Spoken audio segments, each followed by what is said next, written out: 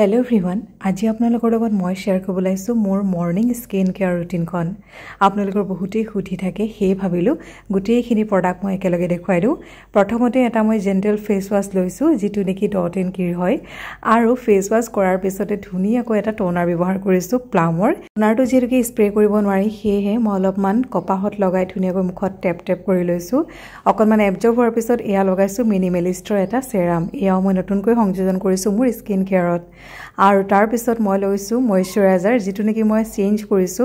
সেটাফিলৰ ব্যৱহাৰ কৰিছিল অলপ দিনৰ আগলৈকে, এতিয়া মই লৈছো নেট্ৰেজনাৰ এটো ওয়াটাৰ জেল ময়শ্চাৰাইজাৰ। এখন হেলদি স্কিনৰ বাবে আটাইকেইটা প্ৰডাক্ট প্ৰয়োজনীয় যদিও মোষ্ট ইম্পৰ্টেন্টটো হৈছে সানস্ক্ৰিন আৰু মই সদায় SPF 50+ লবলৈ চেষ্টা কৰো। আৰু মোৰ কাৰেন্ট ফেভাৰিট লিপ বামটো হৈছে ডট এণ্ড কিৰ SPF 50 লিপ বামটো যি নেকি মোৰ লিপছখন দিনটো হাইড্ৰেট কৰি ৰাখে। আমাৰ স্কিনখন ভিতৰৰ পৰা হাইড্ৰেট কৰি ৰাখিবলৈ মোষ্ট ইম্পৰ্টেন্ট বস্তুটো হৈছে পানী, গতিকে প্ৰচুৰ পৰিমাণে পানী খাওক। আজিলৈ আহো।